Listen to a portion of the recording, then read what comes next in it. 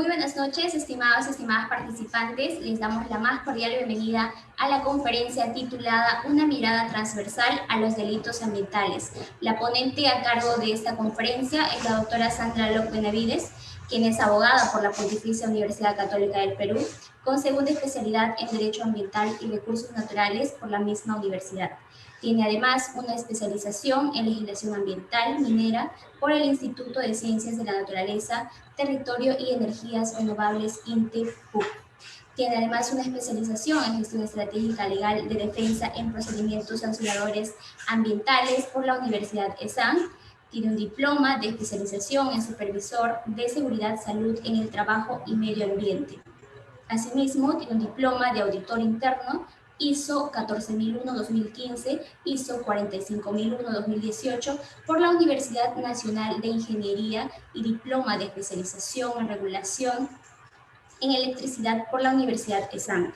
Ella es asociada del área de proyectos de recursos naturales e infraestructura de Miranda y Amado Abogados desde el año 2015.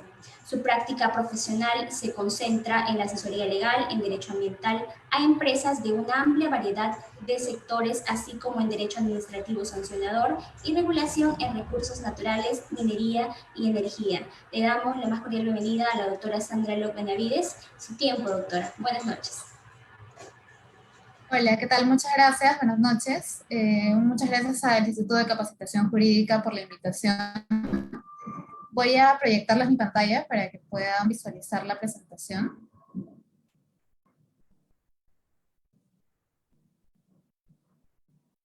¿Ya?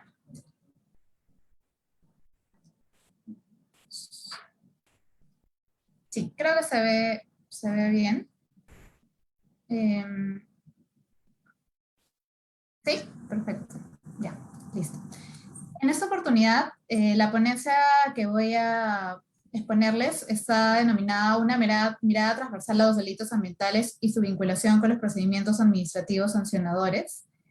En pantalla pueden ver más o menos las definiciones que voy a utilizar en esta presentación y la estructura. Primero vamos a conversar un poco sobre los delitos ambientales, sus particularidades y definiciones. Luego, el informe fundamentado de la autoridad ambiental competente, que es un requisito muy importante para definir y para caracterizar este tipo de delitos.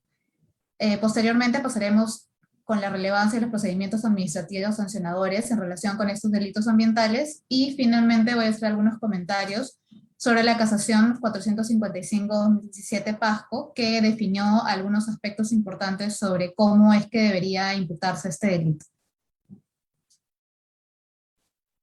Primero, una breve cronología sobre los delitos ambientales. En 1990, contábamos todavía con una norma que fue derogada posteriormente, el Código de Medio Ambiente. Esta norma ya establecía en su capítulo 21 algunos delitos ecológicos que a su vez habían sido trasladados al Código Penal del 91. Estos delitos eran similares a los con los que contamos hoy en día, pero a su vez eran mucho menos detallados y solamente establecían algunos supuestos. Posteriormente, en el 93, a partir de la Constitución Política del Perú, promulgada en este año, el artículo 2, inciso 22 de esta norma, ya estableció un derecho de todas las personas a un medio ambiente equilibrado, que fue finalmente el pilar para poder luego protegerlo a través de tipos penales mucho más específicos. De acuerdo a esta norma, el numeral 22 dice que toda persona tiene derecho, entre otros aspectos, a gozar de un ambiente equilibrado y adecuado al desarrollo de su vida. En el año 2005, el Código del Medio Ambiente fue derogado, se emitió la Ley General del Ambiente, que es la norma rectora con la que hoy contamos, y posteriormente, en el año 2008, se produce esta modificación al Código Penal, y el capítulo 13, que se denominaba antes delitos contra la ecología, varía y establece más tipos penales para convertirse en delitos ambientales, ¿no? También se modificó al mismo tiempo la Ley General del Ambiente para precisar algunos aspectos relacionados con la responsabilidad. En el año 2012 se incluyó el delito de minería ilegal al título 13 del Código Penal para ampliar un poco el espectro de este delito. Y posteriormente han habido otras modificaciones menores, ¿no? En el año 2016 y 2018, también sobre los delitos de minería ilegal y los vinculados con la pesca ilegal. Ahora pasando a la definición y particularidades de estos delitos ambientales y qué los hace en algunos casos distintos a otras clases de delitos. En primer lugar, se han definido como conductas que pueden ser de acción u omisión, que son consideradas contrarias al ordenamiento, que pretende proteger el bien jurídico ambiente.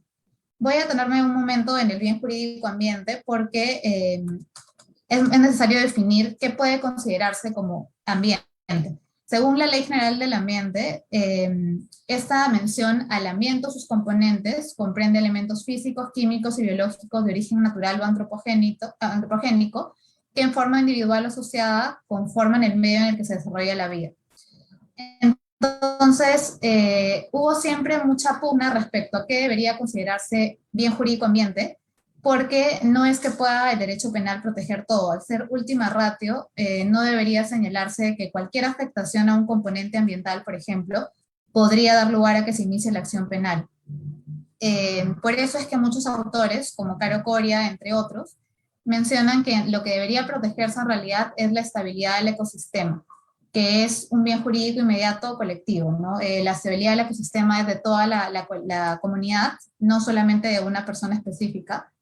Y es por ello de que este autor menciona de que no debería simplemente una afectación producida por una persona al medio ambiente generar un proceso penal, sino que esta acción debería comprometer la estabilidad del ecosistema. Y esto último porque el medio ambiente en realidad es resiliente y puede ir adaptándose a cualquier cambio o modificación que se produzca. Entonces, no es que el simple hecho de afectarlo va a comprometer esa estabilidad, sino que tiene que ser en muchos casos una conducta que llegue al nivel de producir este tipo de afectación grave al medio ambiente. En segundo lugar, los delitos ambientales se constituyen como tipos penales en blanco, pues el supuesto de hecho no se encuentra totalmente regulado en la norma penal. Esta característica también ha generado mucho debate.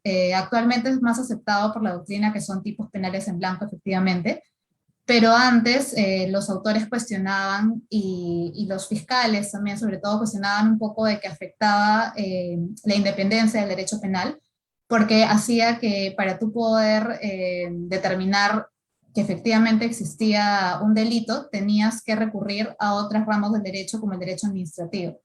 Y tenías que solicitar, en todo caso, que sea la autoridad administrativa quien defina que efectivamente había un ilícito. Sin embargo, otros autores, los que están a favor de esta postura de que sean tipos penales en blanco, señalan de que debido a la poca especialización en algunos casos de los juzgados, el hecho de que se tenga que recurrir, por ejemplo, a la autoridad administrativa que cuenta con especialización y que es la que ha llevado el procedimiento administrativo, de alguna manera limita la discrecionalidad para determinar responsabilidad penal. En tercer lugar, conectado un poco con la segunda característica, los delitos ambientales requieren de una norma de carácter extrapenal para poder completar el supuesto de hecho que constituye el tipo. Y esta norma extrapenal, que puede ser una norma administrativa, normalmente es la autoridad administrativa que ha llevado a cabo el procedimiento administrativo sancionador, la que emite este informe fundamentado, que vamos a comentar luego, y determina más o menos cuáles las características de ese incumplimiento que podrían dar lugar a responsabilidad penal. En cuarto lugar, se señala que los delitos ambientales son tipos penales de peligro mixto, toda vez que puede darse dos supuestos, ¿no? O sea, podría darse que un riesgo potencial al medio ambiente, es decir, un peligro abstracto, pueda generar responsabilidad penal. Eso también porque en el derecho ambiental contamos con el principio precautorio, ¿no? Que establece que no tienes que tener certeza de la afectación para tomar medidas. Entonces no es necesario que se produzca efectivamente una alteración al ambiente para que tú puedas iniciar una acción penal. O también podría darse que efectivamente existe un daño verificable o un peligro concreto y por lo tanto corresponde iniciar la acción penal. Los dos supuestos están permitidos de acuerdo a la normativa vigente. Y finalmente, el de los delitos ambientales son delitos públicos, afectan al Estado, en este caso el sujeto pasivo es el Estado, y por ello es que muchas veces no resultan aplicables principios que sí podrían resultar en otros casos de delitos de otro tipo, ¿no? Por ejemplo, el principio de oportunidad, que establece que el agraviado, si se llega a un acuerdo, ¿no? Y finalmente se cumplen con las expectativas de ese agraviado, podría no continuarse la acción penal. En el caso de delitos ambientales es un poco más complicado porque no es que se pueda satisfacer efectivamente las expectativas del Estado como agraviado en este supuesto, ¿no? Entonces, por eso el principio de oportunidad queda un poco en desuso en el caso de los delitos ambientales, pero no significa que no existan supuestos de reducción de penas, eso lo vamos a ver más adelante. Sobre los tipos de delitos ambientales establecidos en el título 13 del Código Penal, este título tiene 4 capítulos. Los 3 primeros están relacionados con las clases de delitos ambientales que existen, y el cuarto se refiere a las medidas cautelares que pueden también imponerse en estos casos y las exclusiones y reducciones de pena. El primer capítulo se refiere a los delitos de contaminación. En este caso son los artículos 304 a 307F. En pantalla pueden ver más o menos cuáles son las clases de delitos. El principal y más conocido y también más común es el delito de contaminación.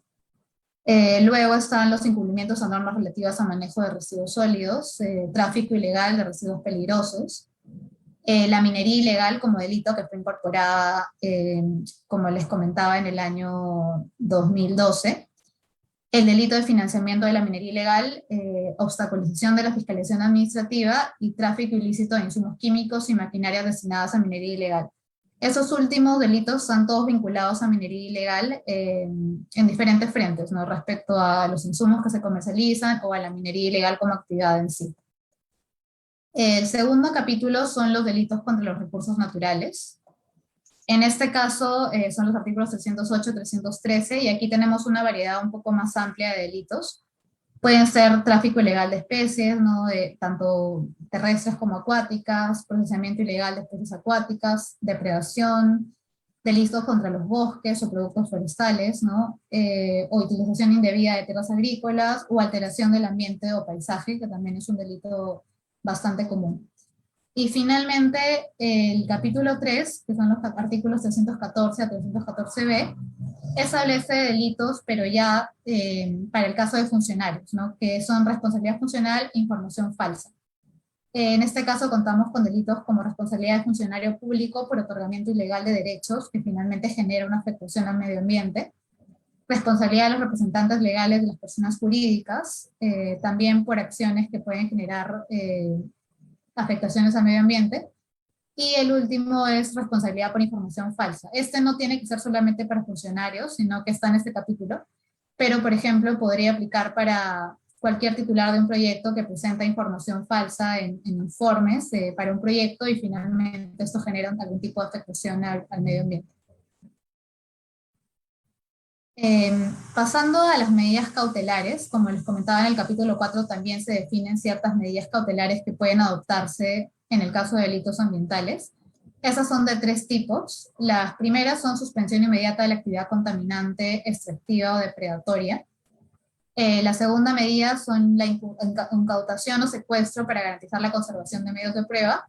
Y por último, allanamiento de cerraje para asegurar la idoneidad de la investigación. Las características de las medidas cautelares en los casos de los delitos ambientales en realidad son prácticamente las mismas que para otras clases de delitos. Tiene que cumplirse, como siempre, con los presupuestos de verosimilitud del derecho y peligro en la demora.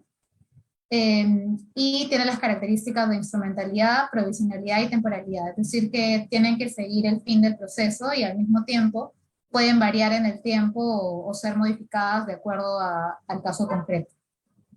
En algunos casos, los autores señalan de que estas medidas cautelares no son de aplicación inmediata, pues se requieren de cuestiones previas o condiciones objetivas de punibilidad, como es el caso del pronunciamiento del órgano administrativo, ¿no? Es una crítica porque señalan de que como los procedimientos administrativos sancionadores corren por cuerdas separadas a la responsabilidad penal, en algunos casos no se acepta establecer medidas cautelares cuando todavía está por definirse la responsabilidad en materia administrativa, ¿no?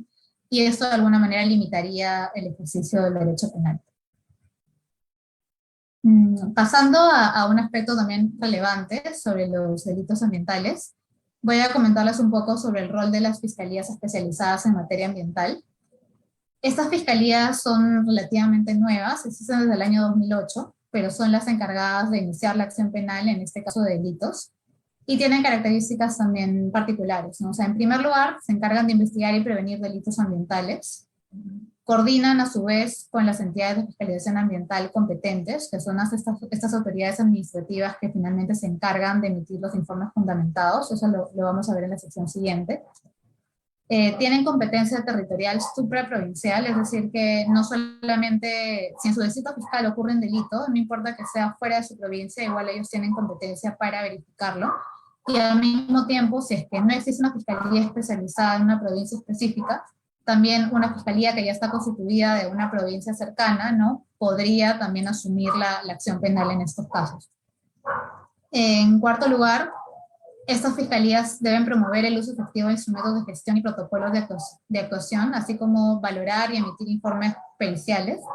Para ello existe una unidad específica que forma parte de estas fiscalías, que son las unidades de monitoreo georreferencial satelital de delitos ambientales. Esta es la unidad que se encarga de emitir estos informes y de efectuar monitoreos satelitales, ¿no?, para verificar si es que hay posibles incumplimientos o delitos ambientales. Y finalmente, estas fiscalías están bajo la supervisión de un fiscal superior coordinador nacional, que es el que se encarga de más o menos verificar cuáles son las acciones que están desarrollando cada fiscalía provincial. Existe un reglamento de esas fiscalías especializadas que fue aprobado en el año 2020. Y como les comentaba, fueron creadas en el 2008 y en noviembre del 2020 ya se cuenta con 54 de esas fiscalías, ¿no? Igual siguen en proceso constante de implementación y capacitación a los fiscales para que puedan asumir estas fiscalías, pero sí se ha incrementado de manera constante el número. Ahora les voy a dar algunas cifras sobre delitos ambientales para ver más o menos cómo está la situación actual. En el periodo de enero a julio del 2019 y 2020 a nivel nacional, como pueden observar en pantalla, se registraron un total de 2.846 delitos ambientales. Esta es una cifra un poco menor, en 37.48% de los delitos del mismo año, del mismo periodo en el 2019, que fueron 4.552 delitos. Y como ven, los más comunes y los que siempre suelen ser los imputados son contra los recursos naturales y medio ambiente, que son todas estas clases de delitos que pueden ser de diverso tipo, ¿no?, contra los bosques, contra la vida acuática, es bastante variado. Y en segundo lugar, de bastante cerca, ¿no?, los delitos de contaminación, ¿no?, que son los del título 1 los del capítulo 1 del título 13. Ya mucho más alejado, ¿no?, con un número menor también, está la responsabilidad funcional e información falsa. Y también existen algunos casos de que no se ha especificado el delito subgenérico, ¿no?, sino simplemente se ha imputado como un delito ambiental. Ahora les voy a mostrar algunos datos interesantes que también van a ser relevantes para otros aspectos que vamos a ver más adelante, sobre el fortalecimiento de capacidad de los integrantes de juzgados ambientales. Así como existen fiscalías ambientales, también existen juzgados que han sido capacitados en materia ambiental para poder llevar los casos de delitos ambientales. Pero cuando se le hicieron algunas preguntas a los miembros de estos juzgados, ¿no?, sobre las capacitaciones en materia ambiental para fortalecer sus capacidades, o qué temas se han abordado, solamente el 40% respondió de que sí ha recibido capacitaciones, el 60% refirió que no recibió capacitación, y lo mismo, ¿no?, dentro del desarrollo del proceso penal, cuando se les preguntó si existían dificultades que no permiten el normal desarrollo de sus funciones, también el 66.67% respondió que sí existían dificultades, ¿no?, y su principal problema está relacionado a los accesos para notificación de los imputados y deficiente imputación de casos llevados por la Fiscalía. Al mismo tiempo se les preguntó qué necesidades tenían aplicables al proceso ambiental en materia de su labor jurisdiccional, y el 76.92% respondió que sí tenía dificultades, ¿no?, y estaba relacionado con el fortalecimiento de sus capacidades y acceso a la información, ¿no? Entonces, esto un poco reafirma la postura de muchos autores, me incluyo, de que sí es necesario que la autoridad administrativa sea la que brinde el insumo a estos fiscales, ¿no?, y por lo tanto pueda el juzgado contar con información de primera mano para poder resolver respecto a delitos ambientales. Siguiendo con estas encuestas sobre el manejo de conocimientos, ¿no?, se le preguntó algunos conceptos específicos a estos juzgados, ¿no?, por ejemplo, ¿qué consiste el Sistema Nacional de Gestión Ambiental? solamente el 23.1% respondió esta pregunta y el 76.9% no conocía sobre este sistema, ¿no? Al mismo tiempo se les preguntó qué entidades elabora el informe fundamentado, del que vamos a hablar más adelante, y solamente la mitad respondió que sí conocía qué entidades lo elaboraban, mientras que casi la mitad respondió que tampoco tenían conocimiento de qué entidades los elaboraban. Y finalmente se les preguntó en qué consistía el informe fundamentado y qué contenido mínimo debía tener para las diferentes clases de delitos ambientales. Aquí también solamente el 46.2% respondió afirmativamente respecto al contenido de sus informes, mientras que el 53.8% señaló que no conocían en qué consistían estos informes. Eso es preocupante porque efectivamente estos informes fundamentados, como les comentaba, son requisitos para que se inicie la acción penal, pero no de procedibilidad. O sea, generan, más adelante les voy a comentar, pero generan responsabilidad para la entidad que no lo emite, pero no es que el fiscal no pueda continuar su caso si no cuenta con estos informes, ¿no? Y si existe un desconocimiento respecto a los fiscales o los jueces sobre el contenido de estos informes y cómo es que son relevantes en un proceso penal, no podemos tener seguridad de que finalmente el resultado va a estar acorde a la normativa ambiental vigente. Ahora sí, pasando al informe fundamentado de la autoridad ambiental competente. Primero voy a mencionarles unos conceptos previos, ¿no?, que están establecidos en la Ley General del Ambiente y que tienen vinculación con la responsabilidad administrativa y penal. En primer lugar, el artículo 138 es importante porque ya establece de por sí que la responsabilidad administrativa que se genere dentro de un procedimiento es independiente de la responsabilidad civil o penal que pueda derivarse por los mismos hechos. Entonces, puede existir, como les comentaba, un procedimiento administrativo sancionador en trámite y al mismo tiempo iniciarse un proceso penal. O sea, no es que son incompatibles ni que uno tenga que finalizar para que el otro inicie, sino que pueden ocurrir en paralelo y sus resultados también pueden ser distintos o contradictorios, ¿no?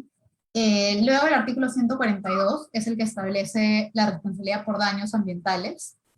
Específicamente el 142.2 ya define daño ambiental como todo menoscabo material que sufre el ambiente o sus componentes, que puede ser causado contraviniendo una disposición jurídica y que genere efectos negativos actuales o potenciales.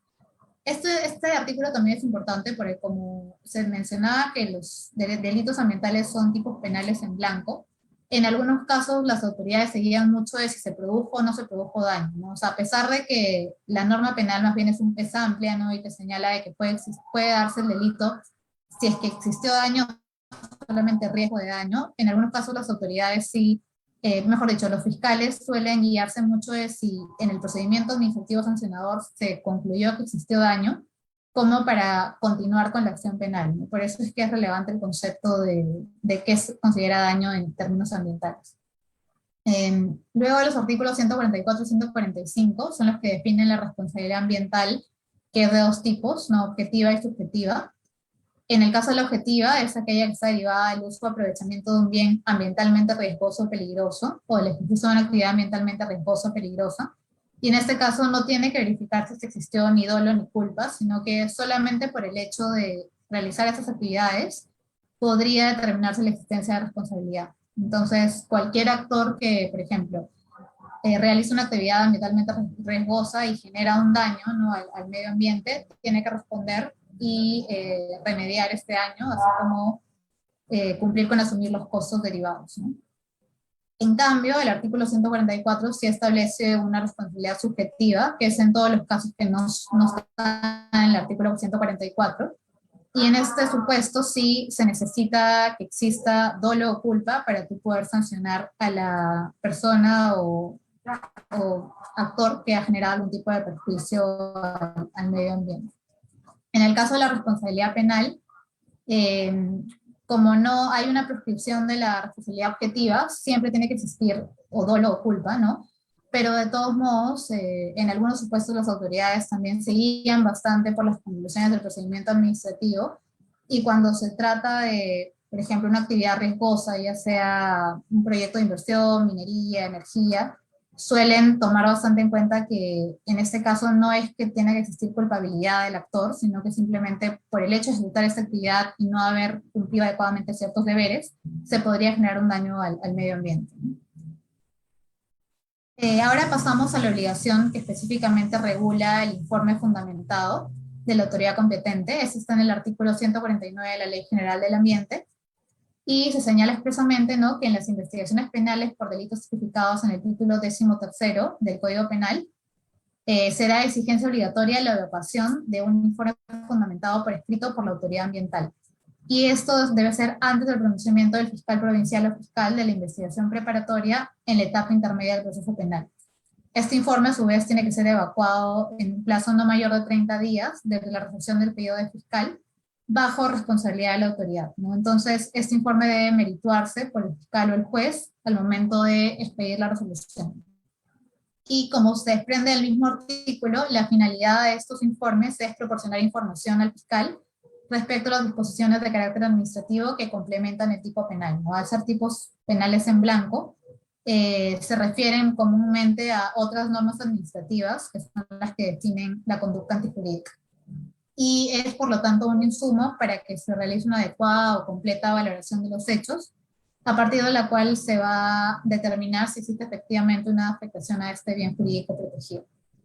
Existe un decreto supremo, el 007-2017 MINAM, que regula y reglamenta cómo es que se debe emitir este informe fundamentado. Y esta norma del 2017 generó algunas variaciones respecto a su anterior predecesora, que era una norma del 2013, y eso lo vamos a ver ahorita en las características del informe fundamentado. En primer lugar, el informe fundamentado se considera un documento de carácter jurídico, es elaborado por la autoridad ambiental competente a solicitud del fiscal competente. La autoridad ambiental competente va variando en cada caso, eso se los voy a comentar un poco más adelante. En segundo lugar, como les comenté al inicio, no constituye un requisito de procedibilidad de la acción penal, porque el fiscal, si es que lo considera conveniente, puede formular el requerimiento fiscal, pero puede prescindir del informe y simplemente continuar con las pruebas de cargo y descargo que han sido recabadas durante la investigación preparatoria. Antes de que se emitiera esta norma en el 2017, la que reglamentó el informe fundamentado de su emisión, la norma predecesora no establecía expresamente que el informe no era un requisito de procedibilidad, por eso es que muchos autores incluso consideraban que sí debería ser un requisito de procedibilidad, e incluso señalaban que se podía señalar una cuestión previa en el proceso para que no continúe si es que no se contaba con este informe. Pero ahora con esta norma del 2017 ya ha quedado un poco más claro de que se puede prescindir del informe y más bien la autoridad es la autoridad responsable, que justamente es un requisito, una de las características, perdón, la que es la que va a ser objeto de responsabilidad si es que no cumple con el pedido del fiscal y no emite este informe. Pero no es que el procedimiento penal no pueda continuar si no se cuenta con el informe fundamentado. Otra característica es que el contenido tiene que ser valorado por el fiscal en la etapa intermedia del proceso penal, para de esa manera determinar si corresponde formular efectivamente una acusación o requerir el sobreseimiento de la causa. De todos modos, si el fiscal no cuenta con el informe a tiempo o simplemente no lo desea valorar en este caso, igual puede con las pruebas de cargo determinar si continúa con la acusación o sobresee la causa. Y finalmente no tiene carácter vinculante, por el mismo hecho de que no es un requisito de procedibilidad, tampoco es que el fiscal tenga que asumir la posición de la autoridad administrativa que emitió este informe, puede a través de sus pruebas de cargo tener otra postura, y por ello es que lo que establece este informe simplemente son el insumo y los lineamientos que finalmente son valorados por el fiscal, ¿no? En caso exista más de una autoridad que es responsable de la elaboración del informe, la norma del 2017 ya estableció que el fiscal puede requerir elaboración a todas o a las que considere más relevantes, y si es necesario también puede solicitar al organismo de evaluación y fiscalización ambiental, el OEFA, que es el ente rector del sistema de fiscalización ambiental peruano, la identificación de qué autoridad debería ser responsable de emitir este informe fundamentado. En pantalla pueden ver un pequeño diagrama sobre el proceso penal, la investigación preliminar, que es la primera parte, ¿no? Y es en la etapa intermedia, que es la segunda etapa del proceso penal, en la que el fiscal solicita a la autoridad ambiental competente el informe fundamentado, que debería ser entregado también en esta etapa, y en este caso, antes de formalizar la acusación en la misma etapa intermedia, es que se debería contar ya con ese informe y valorarlo para considerar si debe continuar la investigación o simplemente se determina el sobreseguimiento del proceso. Ya posteriormente, la etapa de juzgamiento, ya se debería contar con toda la información del procedimiento administrativo y del informe fundamentado emitido por esta autoridad para determinar la mejor decisión en el caso concreto. Sobre el contenido de estos informes fundamentados, como creo que les adelanté antes, va variando de acuerdo al tipo de delito. En el caso de los delitos de contaminación, que están en el título 13, capítulo 1, y el artículo 314b, que es el de información falsa, se establece una estructura específica, ¿no?, que pueden ver en pantalla. Este informe debe contar con antecedentes de los hechos, la base legal, la competencia de la autoridad, la identificación de las obligaciones ambientales fiscalizables, que se encuentren en normas y que habrían sido incumplidas, ¿no? La información sobre las acciones de fiscalización ambiental realizadas por la autoridad y unas breves conclusiones sobre si es que existe o no existe responsabilidad, en este caso administrativa. La autoridad responsable de este informe fundamentado para estos delitos es la entidad de fiscalización ambiental nacional, regional o local, las EFAS, ¿no?, que ejerce las funciones de fiscalización ambiental respecto a la materia objeto de investigación penal en trámite. Y aquí ocurre que pueden existir muchas entidades que tienen responsabilidades distintas de fiscalización ambiental para el delito específico, ¿no? Por ejemplo, si nos ponemos en un supuesto de contaminación a un cuerpo hídrico, si la actividad es una actividad que está bajo competencia del OEFA, ¿no?, que es el ente rector del CINEFA, el Sistema Nacional de Fiscalización Ambiental, es el OEFA el que fiscaliza comúnmente las obligaciones ambientales de las empresas de determinadas actividades, ¿no?, por ejemplo, minería, energía, agricultura, pero también podría ser que debido a que es la afectación de un cuerpo hídrico, sea también la Autoridad Nacional del Agua, la ANA, la que verifique si se ha producido algún exceso a parámetros o estándares de calidad ambiental, límites máximos permisibles en este cuerpo hídrico. Entonces, vamos a tener dos entidades que van a tener competencia para emitir este informe fundamentado. El fiscal puede pedirle a ambos que lo emitan, pero el problema es que pueden existir resultados que sean contradictorios entre sí, ¿no?, que un informe establezca responsabilidad, mientras que el otro más bien señale que no existe, y esto podría llevar finalmente a que el fiscal tenga que realizar una diligencia, ¿no?, y determinar a cuál le da más peso, dependiendo del delito específico, ¿no? En el caso de los informes fundamentados para delitos contra los recursos naturales, es el capítulo 2 del título 13, la estructura es básicamente similar, ¿no? Se cuentan con los antecedentes, la base legal, la competencia de la autoridad de supervisión, fiscalización o control de los recursos naturales, las obligaciones de los administrados involucrados, ¿no?, también contenidas en permisos, autorizaciones, títulos habilitantes o cualquier otra norma, información sobre las acciones de fiscalización y las conclusiones. Es similar, solamente que en este caso la autoridad responsable del informe fundamentado es aquella entidad que ejerce funciones sobre el aprovechamiento, tráfico y comercio de los recursos naturales, así como planificación y zonificación urbana, ¿no?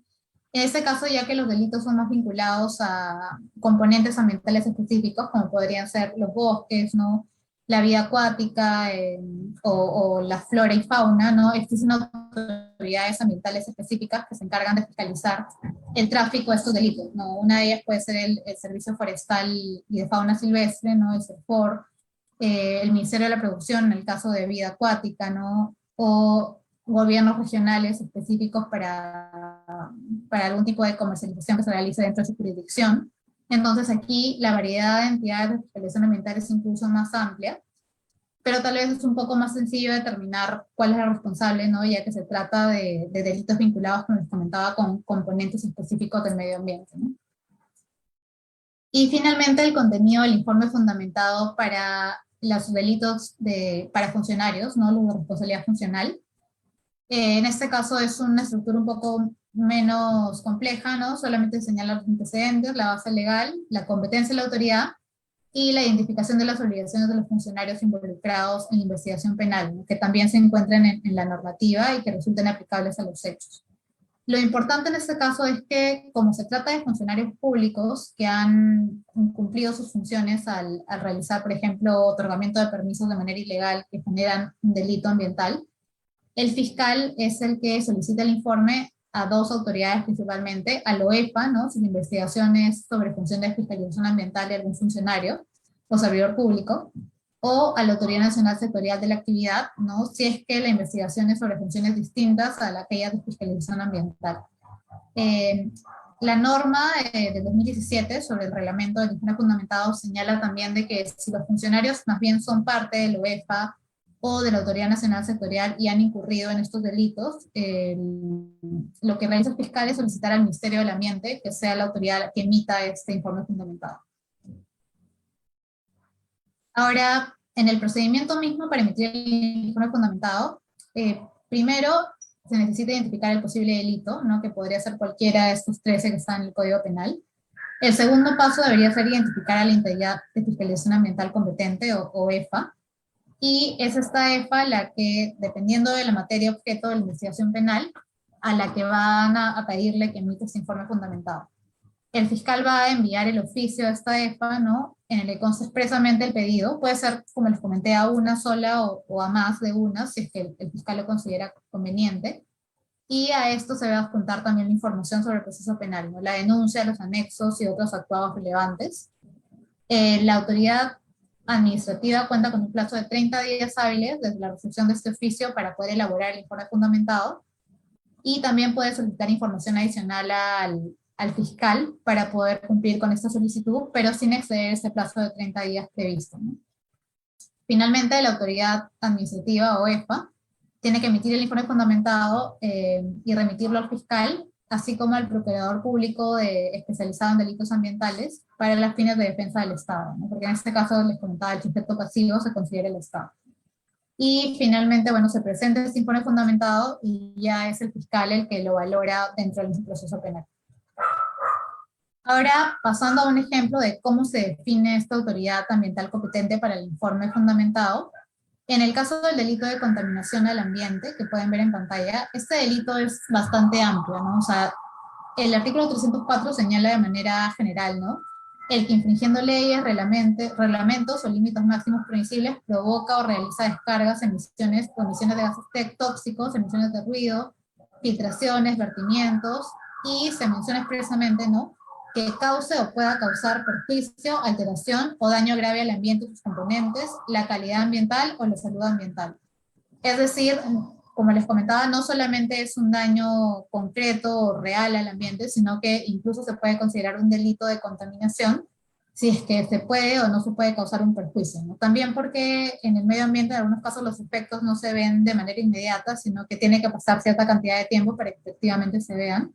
Y es por eso que este delito está pensado como para incluso aquellas actividades que no han generado un daño en el momento, pero sí un posible peligro de daño, ¿no? Y en este caso también es importante la definición de menoscabo material como daño ambiental que les comentaba más adelante.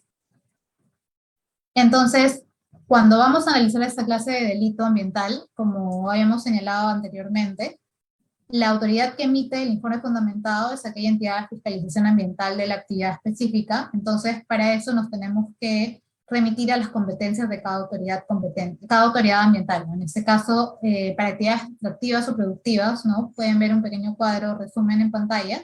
Si es una actividad minera grande o mediana, siempre la entidad competente va a ser el OEFA, ¿no? Independientemente de que sea otra autoridad la que emita otro informe por sustituto del fiscal, como el caso que les comentaba de los efluentes y la Autoridad Nacional del Agua, el OEFA siempre va a ser a la autoridad a la que el fiscal le va a solicitar este informe. En pequeña minería y minería artesanal, como esta actividad no ha sido transferida todavía al OEFA, ¿no? Es el gobierno regional y la Dirección General de Minería del MINEM, en el caso de Lima, las que van a emitir este informe fundamentado. En los otros casos de hidrocarburos, ¿no? Pesquería, electricidad, industria, todo esto ya ha sido transferido a la OEFA, como les voy a comentar igual más adelante, y por lo tanto es esta autoridad la que va a encargarse de emitir el informe fundamentado. Sin embargo, como no existen lineamientos específicos para determinar la autoridad que va a encargarse de emitir estos informes, en algunos casos ocurre que el fiscal, a pesar de que puede conocer más o menos las competencias de las entidades de fiscalización ambiental o de la OEFA, no tiene tan claro a qué entidad va a pedirle el informe, ¿no? Y esto puede generar también demoras en el procedimiento penal, porque el primer paso, como vimos antes, es definir la autoridad a la que tú le vas a solicitar el informe fundamentado. Entonces, por eso es relevante esta capacitación que vemos que en algunos casos falta tanto a las fiscalías como a los juzgados ambientales. Y ahora sí, pasando a la relevancia de los procedimientos administrativos sancionadores en relación con los delitos ambientales, voy a comentarles un poquito sobre las entidades de fiscalización ambiental, que son las que llevan a cabo estos procedimientos administrativos sancionadores. Como podemos ver, existen una gran variedad de autoridades ambientales. Tenemos por un lado al OEFA, ¿no?, que es el ente rector del Sistema Nacional de Fiscalización Ambiental, pero a su vez el OEFA fiscaliza el cumplimiento de obligaciones ambientales de las otras entidades de fiscalización ambiental OEFAs que también conforman este sistema, ¿no? Esas entidades pueden ser, por ejemplo, el CERNAM, ¿no?, es el Servicio Nacional de Áreas Naturales Protegidas por el Estado, la Autoridad Nacional del Agua, ICAPI, que es la Capitanía, que también se encarga de verificar por ahí incumplimientos a normativa ambiental en el mar, los gobiernos regionales, que también tienen competencias descentralizadas, ¿no?, el Ministerio de la Producción, el Ministerio de Vivienda, es una variedad bastante amplia, como les comentaba, y todas ellas tienen competencia para supervisar y fiscalizar en materia ambiental. En el caso de la OEFA, que es el ente rector y es la entidad de más peso respecto a supervisión y fiscalización ambiental, ya a la fecha, ¿no?, según su mismo reporte interno, cuentan con una serie de actividades que han sido transferidas, ¿no? Antes estaban en diferentes sectores, ¿no? Energía y minas, por ejemplo, estaba en Ocimermin, pero ya está en OEFA ahora, a partir del año 2011.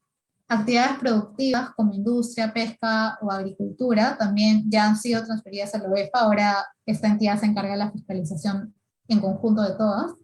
Infraestructura y servicios, también residuos sólidos, respecto a los generadores y las infraestructuras de residuos sólidos también han sido transferidas a OEFA, y lo mismo ocurre con las consultoras ambientales, ¿no? Todas estas actividades ya están bajo competencia de este órgano, y por lo tanto es por eso que se repite tanto que sea esta entidad la que emita el informe fundamentado en el caso de los procesos penales. Aquí más o menos se ve desde qué fecha tiene OEFA competencia para todos estos sectores, ¿no? En industria ha sido de manera progresiva, es el que tal vez más ha demorado, pero en energía, minería, pesquería, ¿no?, desde el año 2010, entre 2010 y 2012 OEFA tiene competencia. El más reciente que se transfirió en el 2019 es el Ministerio de Agricultura, todas las actividades agrícolas, y residuos sólidos, infraestructura de residuos sólidos, se transfirió en el 2018, ¿no? Y ahora pasando un poco en los incumplimientos dentro de un procedimiento administrativo sancionador que finalmente podrían llevar a que se inicie una acción penal. La clasificación usual es de dos tipos, ¿no? Esta es la clasificación que realiza OEFA, pero ya que OEFA en algunos casos puede establecer lineamientos para otras entidades de fiscalización ambiental, las autoridades de fiscalización ambiental como las CEFAs, ¿no?, que dependen de OEFA, también pueden aplicar esta división, ¿no? En primer lugar están los incumplimientos trascendentes, ¿no?, que son los más relevantes y los que podrían más bien dar lugar al inicio de un proceso penal. Y es en aquellos en que se ha generado un daño real a la vida, a la salud, ¿no?, a la flora o fauna, o un daño potencial pero con riesgo significativo o moderado a la flora, fauna o salud de las personas, o que incumpla una obligación formal que cause daño o perjuicio. Y por otro lado tenemos los incumplimientos leves, ¿no?, que más bien son aquellos que generan un riesgo leve y solamente un daño potencial a la flora o fauna, en ningún caso daño real, o también el incumplimiento de una obligación formal, ¿no?, que podría causar daño o perjuicio. En el caso de los incumplimientos leves, más bien es un poco menos probable de que si se cuenta con un informe fundamentado en el que se señale que no hay un daño potencial grave al ambiente, el fiscal decida continuar con el proceso, ¿no? Probablemente decida el sobreseimiento de la causa porque no cuenta con suficiente insumo de la autoridad administrativa que le permite concluir que hay un delito. Las consideraciones en las diferentes etapas de un procedimiento, aquí también estoy tomando como ejemplo el OEFA, pero más o menos las supervisiones y los procedimientos sancionadores en la mayoría de entidades ambientales siguen la misma estructura, pero lo que ocurre es que tenemos una etapa de supervisión, ¿no?, una supervisión en etapa preparatoria, ¿no?, que son acciones previas, la ejecución misma de la supervisión, que podría ser presencial o no presencial, ¿no?, Y en estas supervisiones es que finalmente se concluye si existe o no existe un incumplimiento. Para esto la entidad, si es una supervisión presencial, realiza actividades en campo, ¿no? Para verificar si existen o no existen incumplimientos. Y finalmente determina qué tipo de incumplimiento es, ¿no? Leve o trascendente, y emite un informe de supervisión donde señala las características de este incumplimiento y las acciones que ha desarrollado la empresa el actor de la actividad para verificar si es que efectivamente ha subsanado o no ha subsanado la conducta o que si hay un daño al medio ambiente, ¿no? De manera preliminar. Y dependiendo de lo que concluya, define si es que debería iniciarse un procedimiento administrativo sancionador o más bien no existe mérito suficiente. En caso se considere que sí hay información que permita confirmar que hay un procedimiento, que hay una responsabilidad administrativa, es otra dirección de la OEFA, ¿no? La Dirección de Fiscalización y Aplicación de Incentivos, la que determina iniciar el procedimiento administrativo sancionador. Cabe mencionar que la OEFA no considera que las medidas que son adoptadas por los titulares, por ejemplo, de actividades que han sido requeridas por el supervisor en campo, son subsanación voluntaria, ¿no? La subsanación voluntaria es un eximente de responsabilidad administrativa. Entonces, en algunos casos, cuando el supervisor ve que ha existido un incumplimiento, pero sin requerir sobre al administrado se ha producido una subsanación, ya no considera que existe mérito para continuar con el procedimiento sancionador, ¿no? Pero en lo contrario, si es que el mismo supervisor es el que solicita que se cumpla con una medida para remediar una conducta, ahí ya pierde la calidad de voluntaria de la subsanación y se sigue considerando como potencial incumplimiento. Ya en una segunda etapa, ¿no? Durante el mismo procedimiento sancionador, luego de que la Dirección de Fiscalización inicia el procedimiento, se presentan los descargos de manera regular, ¿no? Se actúan pruebas, en este caso el administrado puede presentar medios probatorios adicionales, ¿no? Dependiendo de los hallazgos, como informes técnicos elaborados, ¿no? Peritajes, entre otros, para desvirtuar un poco la acusación realizada por la entidad. Luego se emite un informe final de instrucción, ¿no? Hay etapas de informes orales para poder exponer a la autoridad directamente cuáles son los hechos. Y luego se emite la resolución de primera instancia, ¿no? El plazo máximo para que se emita esa resolución tendrían que ser 9 meses, ¿no? Sujeto a, si no, a caducidad, pero se puede ampliar normalmente por 3 meses adicionales para cuando la autoridad considera que necesita más tiempo para verificar con claridad los hechos. Posteriormente, si la resolución de primera instancia no es favorable para el administrado, se puede presentar una reconsideración ante la misma autoridad de primera instancia o una apelación que ya subiría al órgano de segunda instancia, que en este caso es el Tribunal de Fiscalización Ambiental. En este caso también hay un informe oral y finalmente se emite la resolución de segunda instancia que puede confirmar o archivar la responsabilidad determinada en primera, ¿no? Ya si es que esta decisión no es favorable, se podría iniciar un posible proceso contencioso administrativo por parte del administrado para cuestionar la decisión de la autoridad. Y es relevante todo este procedimiento porque en algunos casos cuando el fiscal solicita el informe fundamentado, podría ocurrir que, por ejemplo, el proceso recién esté iniciando, ¿no? O sea, podría ser que recién se ha iniciado la imputación o está en la etapa de descargos y probablemente la autoridad administrativa cuando recibe esta solicitud del fiscal no cuente aún con todos los medios para poder emitir un informe fundamentado que establezca o no responsabilidad administrativa del titular o del administrado, ¿no? Es por ello de que en algunos casos se señala de que demora bastante el proceso penal porque no se cuenta a tiempo con el informe fundamentado, o incluso como ahora no es un requisito de procedibilidad, podría pasar, ¿no? Que el fiscal continúe la acusación a pesar de que no cuenta con el sustento de la autoridad administrativa, ¿no? Y esto podría llevar a un resultado que finalmente es revocado en segunda instancia o en casación, como ocurre en algunos casos. Entonces, dentro de un procedimiento tenemos infracciones más sensibles, ¿no? Que podrían generar el inicio de un proceso penal. Normalmente son aquellas vinculadas con derrames, ¿no?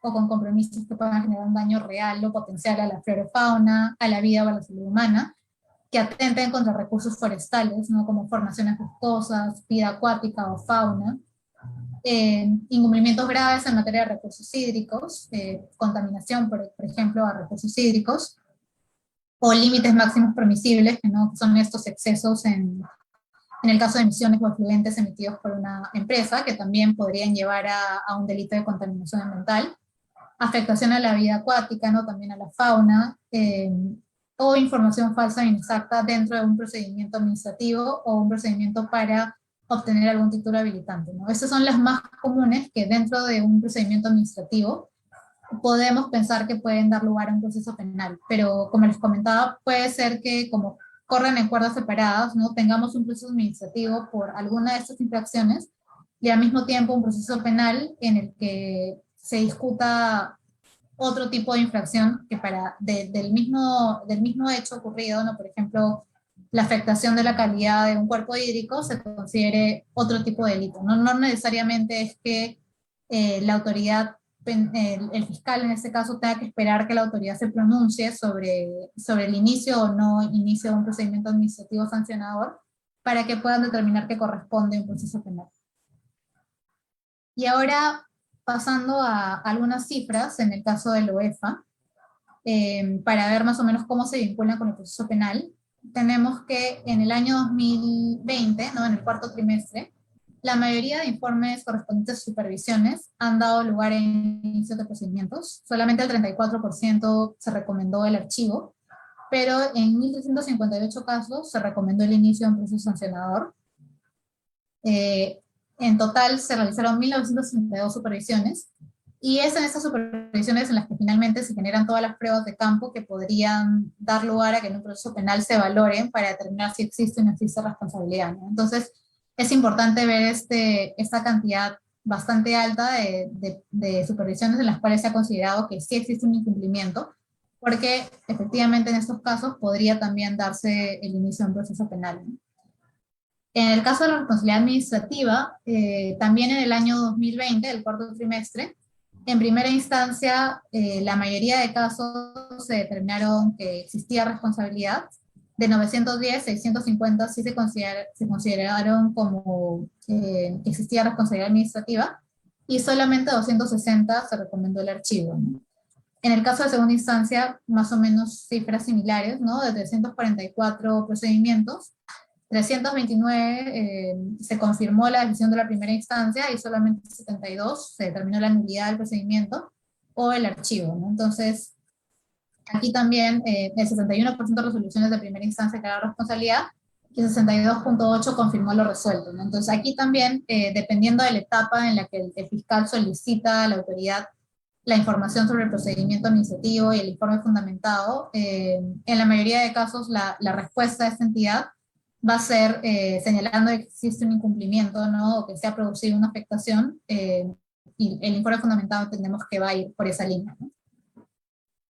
Los tipos de responsabilidad ambiental, o mejor dicho, las conductas que generan responsabilidad ambiental, antes el OEF establecía más o menos cuáles eran las más comunes, ¿no? Pero ahorita no, en el reporte estadístico que ellos tienen, ya no señalan cuáles son los incumplimientos más comunes, ni cuántos tipos de infracciones se detectaron en el 2020, sino que lo hace por un tema de multa, ¿no? ¿Qué infracciones generan más multa? Pero igual, como podemos ver en este cuadro, ¿no? Las más comunes y las que podrían dar lugar al proceso penal son las mismas, ¿no? Exceso de estándares de calidad ambiental o límites máximos permisibles, gestión de residuos sólidos inadecuada, ¿no? Que también puede dar lugar a un delito por incumplimiento de normas de residuos sólidos, impedimento de desarrollo de fiscalización, ¿no? Que también se puede considerar un delito por obstrucción a las funciones administrativas, ¿no? O realizar, por ejemplo, incumplimiento de compromisos de los instrumentos de gestión ambiental, que normalmente pueden generar algún tipo de afectación a la calidad ambiental, ¿no?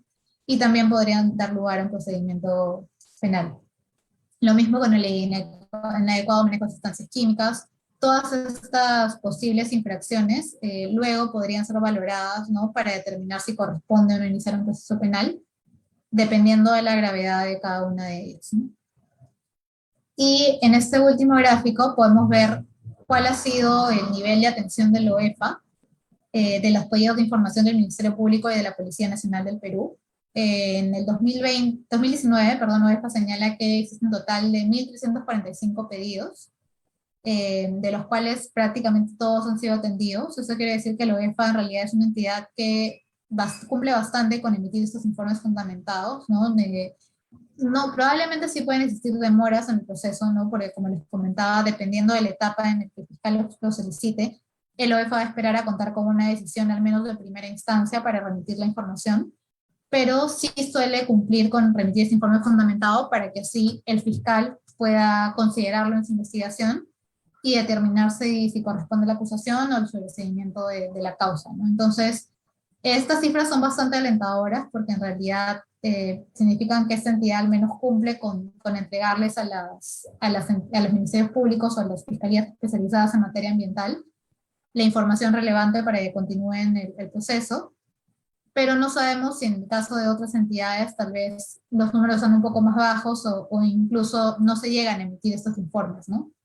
Y también por el hecho de que en algunos casos son varias las entidades en las que participan en la emisión de los informes fundamentados, probablemente se pueda contar con el informe de la OEFA, pero en un caso específico donde es bastante relevante la opinión, por ejemplo, de la Autoridad Nacional del Agua, no se cuenta con este informe a tiempo y la autoridad tiene que continuar solamente debe continuar el proceso penal solamente con la información con la que cuenta en ese momento.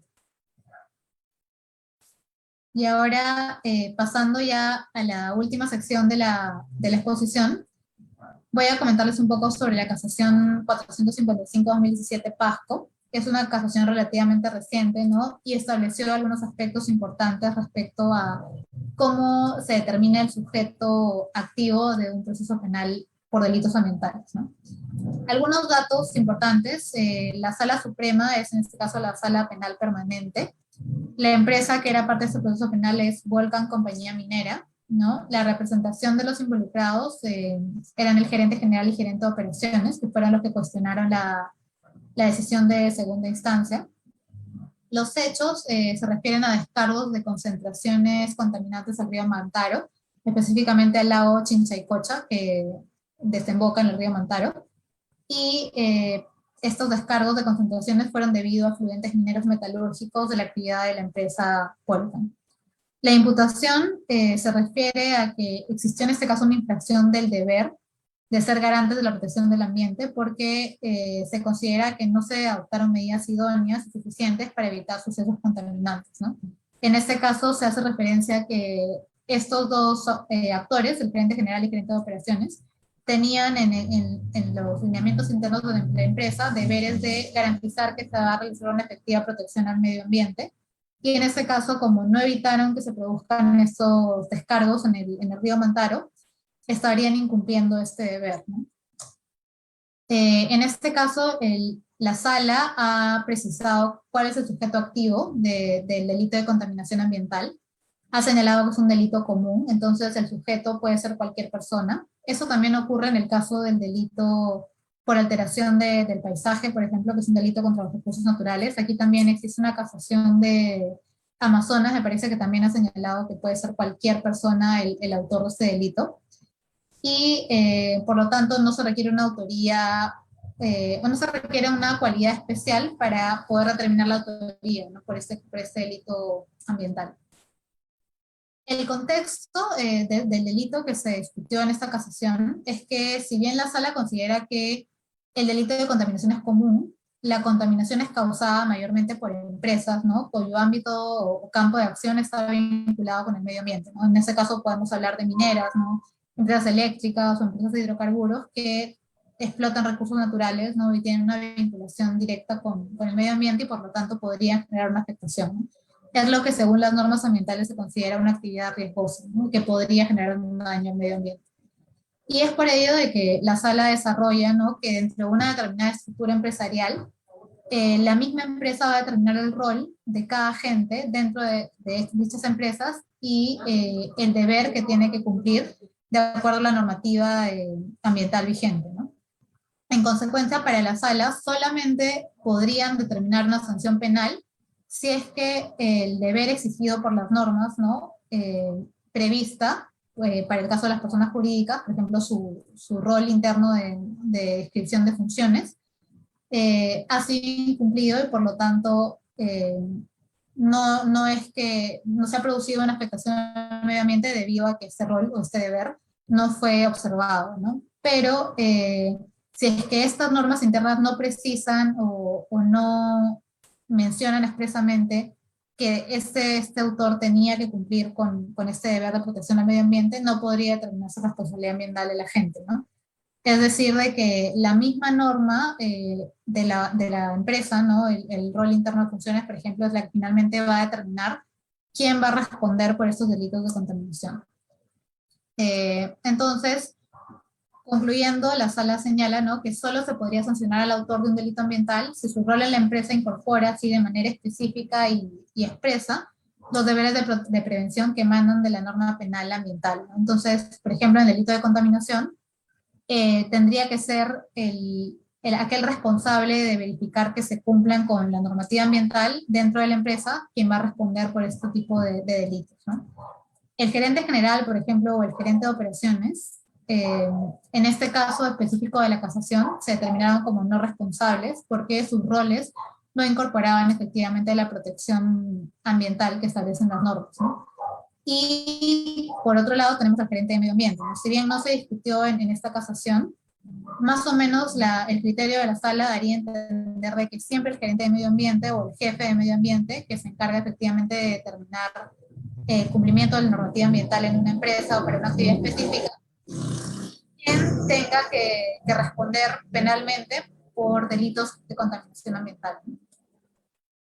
Entonces, existen algunas consideraciones que igual no fueron tomadas en cuenta por la sala, ¿no? Por ejemplo, no se desarrollaron ni se precisaron cómo es que los funcionarios de la empresa no habían cumplido con sus deberes de prevención, ¿no? O sea, al final se determinó que no eran responsables, ¿no? Pero tampoco se hizo referencia a cómo es que se podría haber producido un incumplimiento de sus deberes para prevenir el acto contaminante.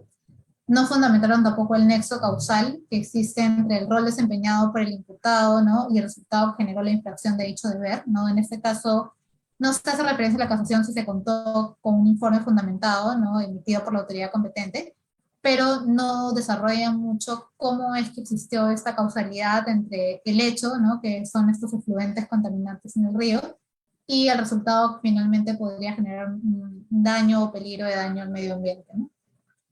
Y finalmente, la sala consideró que el Ministerio Público no acreditó si dentro del ámbito de competencia de los cargos de gerente general y gerente de operaciones se encontraba el deber de monitorear los vertidos industriales, ¿no?, o cumplir con las normas ambientales sobre esto, indicando que de los actos de investigación practicadas, las funciones correspondían al jefe de asuntos ambientales de la compañía, ¿no?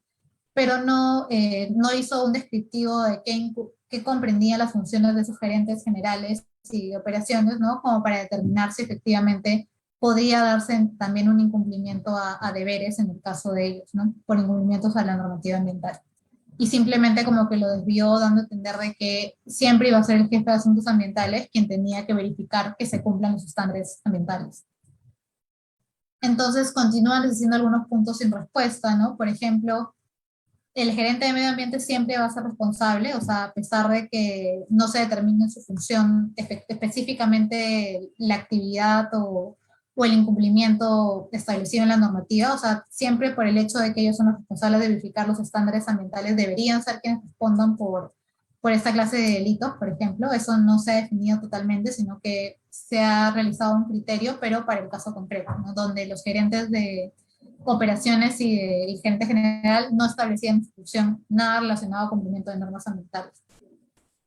Y al mismo tiempo sigue existiendo también una pregunta sin respuesta de si existe identidad entre la infracción administrativa y el delito. Ya hemos comentado antes de que es independiente la responsabilidad penal de la responsabilidad administrativa, pero en la práctica continúa sin certeza si es que las infracciones administrativas pueden sustentar el delito de, por ejemplo, delitos ambientales como contaminación. Ya sabemos que los informes fundamentados pueden o no concluir de que existe mérito para continuar con la investigación, pero ya que es el fiscal el que finalmente lo determina, en realidad no podríamos hablar efectivamente de una identidad entre delito e infracción administrativa, pero siempre queda la duda porque existen procesos en la práctica donde el fiscal sí considera mucho el resultado del procedimiento administrativo sancionador, ¿no? Y si es que la entidad administrativa no ha concluido que existe un daño grave al ambiente o que hay una afectación real, el fiscal puede determinar que no corresponde tampoco al proceso penal, ¿no? Y eso porque hay una postura de la doctrina, ¿no?, que señala que el proceso penal, al ser la última ratio, solamente debería sancionar aquellos hechos que ya han sido sancionados en la vía administrativa, ¿no? Porque son los que realmente tienen contenido como para generar una afectación grave al medio ambiente. Entonces, sigue siendo un punto sin respuesta que en realidad no se ha desarrollado mucho en esta casación. Y ya para concluir, algunas conclusiones de esta exposición. En primer lugar, como mencionamos, los delitos ambientales son tipos penales en blanco y siempre van a requerir la emisión de este informe fundamentado de la autoridad ambiental competente, aunque ya no es un requisito de procedibilidad, pero siguen siendo un insumo bastante relevante para poder determinar si conviene continuar con el proceso penal o sobreseer la causa. En segundo lugar, no existen lineamientos para identificar la autoridad ambiental a cargo del informe fundamentado. Ese es un tema que todavía está pendiente, porque si bien sea más o menos detallado qué autoridad ambiental es la que debe emitirlo para cada clase de delito, como no existen lineamientos tan claros, puede llevar a demoras en el proceso penal, y también puede darse un supuesto en el que exista, como les comentaba, más de una autoridad competente y que sea el fiscal a veces incluso sin capacitación en temas ambientales el que tenga que definir a qué informes al que le va a dar mayor relevancia, ¿no? Y realizar algún tipo de diligencia. En tercer lugar, el desarrollo de los procedimientos sancionadores, como vimos, tienen una importante implicancia en la determinación de delitos ambientales, porque al ser la autoridad ambiental o la entidad de fiscalización ambiental la que brinda este informe al fiscal para la valoración de los hechos, todo lo que se ha actuado en el procedimiento administrativo, ya sea durante la etapa de supervisión o durante la etapa decisora, va a tener especial relevancia en el caso de determinar si corresponde imputar un delito ambiental. Y por último, según el desarrollo jurisprudencial, no esta casación que comentamos, el autor de un delito ambiental dentro de una empresa, no específicamente para el delito de contaminación ambiental, es aquel cuyo rol incorpora los deberes de prevención que emanan de la norma penal ambiental, ¿no? En este caso podría ser, como les comentaba, el jefe o el gerente de medio ambiente, pero siempre y cuando en su descriptivo o su rol se señala que tiene que cumplir con cierta normativa. Por ejemplo, en el caso de Volcan era no emitir efluentes que puedan generar contaminación al medio ambiente, ¿no? Y finalmente algunas reflexiones que nos deja un poco el marco legal de los procedimientos administrativos sancionadores y los delitos ambientales. Se necesita de manera urgente mejorar la articulación, ¿no? Entre las autoridades, tanto las de fiscalización ambiental como el Ministerio Público y el Poder Judicial, para poder hacer un frente más claro entre los delitos ambientales, ¿no? Y que estas entidades coordinen entre sí para así poder tener, por ejemplo, los insumos que son el informe fundamentado en plazos adecuados y de esa manera llegar a resultados en proceso penal de manera más rápida, ¿no? Y efectiva. En segundo lugar, se debería identificar mejor a los responsables dentro de las CEFAS y también a cada EFA responsable, ¿no? En algunos casos los fiscales o los jueces no tienen tan claro qué entidad de fiscalización ambiental debería emitir el informe fundamentado o a cuál realizarle el pedido. Entonces, si contáramos también con una capacitación mayor donde se puede identificar de qué se encarga cada EFA y qué dirección dentro de cada EFA es la que se encarga de este informe fundamentado, podríamos contar con informes en menos plazo, ¿no? Y con una calidad incluso mayor, ¿no? En el caso de EFA, por ejemplo, ellos sí tienen una coordinación especializada que se encarga de articularse con el Ministerio Público y la Policía Nacional, y es por eso de que vemos que tienen resultados en los que cumplen prácticamente con todas las solicitudes que les hace el Ministerio Público o las fiscalías especializadas. Y finalmente necesitamos también una mayor capacitación de entidades competentes. Como vemos, el 50% solamente conoce sobre las funciones ambientales, la normativa, el proceso de emisión del informe fundamentado. Entonces, a pesar de que ya tenemos 54 fiscalías especializadas en materia ambiental, todavía nos falta implementar más de estas fiscalías, ¿no? Para que cada provincia cuente con una, y también más juzgados especializados en materia ambiental, que son los que finalmente deciden el resultado del proceso penal, así como también adicionar esta competencia a las cortes superiores, ¿no? Según un informe del Ministerio, perdón, del Poder Judicial, al 2021 solamente el 35% de cortes superiores cuenta con esta competencia en materia ambiental, y es por ello que también los procesos penales suelen durar bastante, porque al no estar capacitados ni los juzgados, ni contar tampoco con cortes superiores capacitadas, demora bastante el proceso en el que se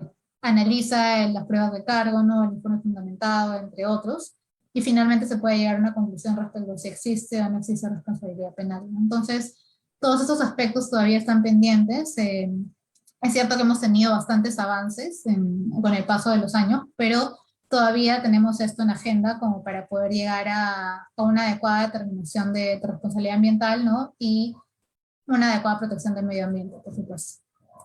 Y eso es todo. Muchas gracias y en caso tengan cualquier consulta, estoy atenta a leerlos o a escucharlos. Gracias. Muchísimas gracias a la doctora Sandra Locke Benavides por excelente ponencia. Doctora, sí, tenemos preguntas de nuestros participantes para usted.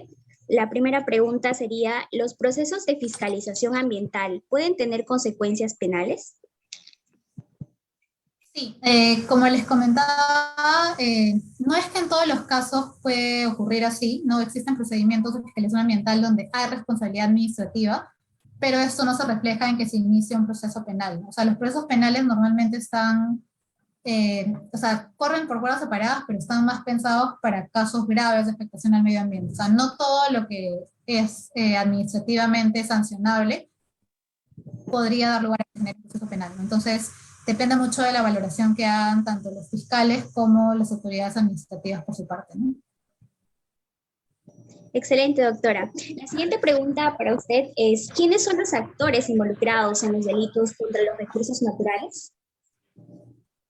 Los actores, o sea, si se refieren a sujetos activos y pasivos, bueno, el sujeto pasivo en estos casos siempre va a ser el Estado. El sujeto activo, existe una casación, como les comentaba, que señala que para este título, para este capítulo, que es el capítulo 2, ¿no? De delitos contra los recursos naturales, cualquier persona puede ser pasible de ser sancionada penalmente por estos delitos, ¿no? No es que tenga que existir una característica especial de la persona o que tenga que ser una empresa, como en el caso de contaminación donde está más relacionada a empresas, sino que cualquiera podría ser culpable por un delito relacionado con afectación a recursos naturales, ¿no? Por ejemplo, les pongo un caso justo de esta casación de Amazonas.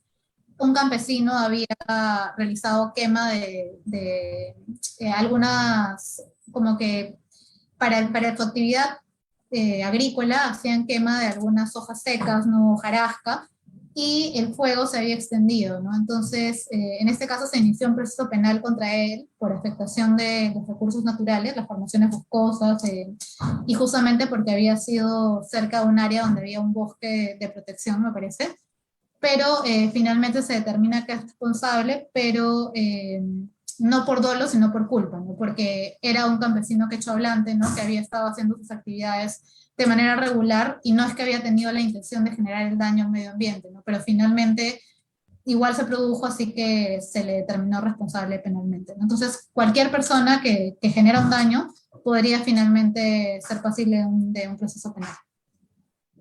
Perfecto, doctora. Nuestra siguiente pregunta es, como usted menciona, el título 13 del Código Penal se encuentra dividido en 4 capítulos. Mi pregunta es, ¿el delito de minería ilegal se encuentra bien tipificado en su capítulo de delitos contra el ambiente? Puesto que por lo que se realiza en minería es aprovechar el recurso minero, entonces este debería estar dentro de los delitos contra los recursos naturales y no dentro de los delitos contra el ambiente. Sí, o sea, en realidad el título 13 del Código Penal es bastante amplio, ¿no? Comprende tanto delitos contra los recursos naturales como contra el medio ambiente. En este caso, los delitos de minería ilegal y todos los conexos no relacionados con tráfico de sustancias, por ejemplo, que son utilizadas para minería ilegal o obstrucción o cualquiera relacionado con esta actividad específica, están dentro de la sección del capítulo 1, que son delitos de contaminación. Es cierto que en realidad la minería es una actividad que afecta a los recursos naturales, porque es extracción, ¿no?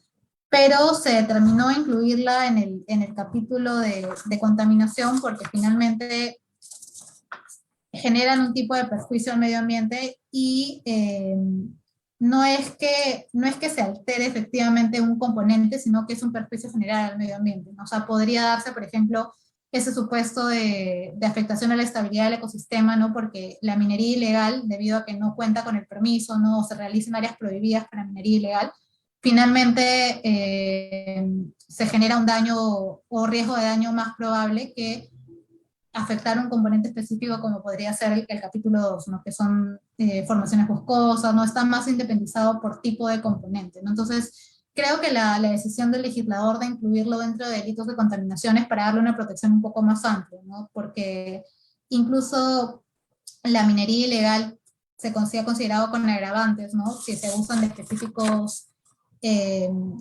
por ejemplo, si se hacen zonas no permitidas, ¿no? En áreas naturales protegidas, que tienen una protección incluso mayor, o si se usan dragas, ¿no? Que son estos artefactos que generan un daño incluso mayor al medio ambiente, ¿no? Entonces, creo que están en este capítulo para que de esa manera, si se inicia un proceso penal, no tenga que determinarse efectivamente qué componente ambiental ha sido afectado, sino que pueda verse de una manera un poco más macro. Excelente, doctora. Y ya para finalizar, tenemos una última pregunta. Y dice, ¿cómo se puede cuantificar el daño en lo que respecta a la responsabilidad civil ambiental en los delitos ambientales? Actualmente son pocas las entidades que cuantifican el recurso natural a tiempo real. Un ejemplo de ellos es el PRODUCE, puesto que ellos tienen un sistema al día y a la hora en el que se puede visualizar cuánto es el valor de un marisco, caballito de mar, etc.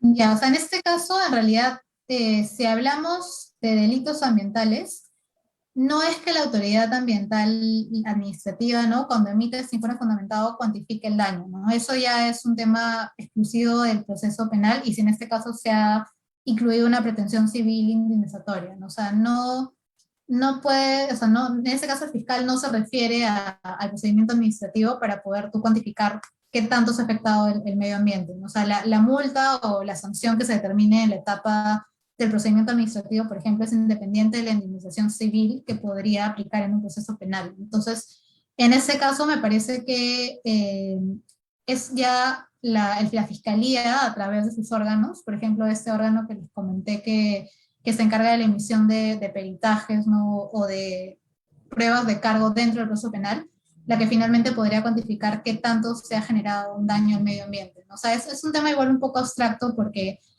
a veces ni siquiera los cálculos que realiza la actividad administrativa respecto a la multa están acordes con lo que efectivamente ha realizado, ¿no? O sea, la autoridad administrativa normalmente valora aspectos como el costo evitado, ¿no? La probabilidad de detección, pero en el caso de un proceso penal eso es un poco más difícil, ¿no? Porque no es que estás tú verificando qué tanto, o sea, cuánto evitó el actor de costo para poder generar el incumplimiento, ¿no? O sea, es totalmente distinto, entonces la valoración que se hace ya es más técnica, diría yo, ¿no? O sea, es un órgano técnico el que finalmente establece cuánto valor podría darle al componente ambiental que ha sido afectado.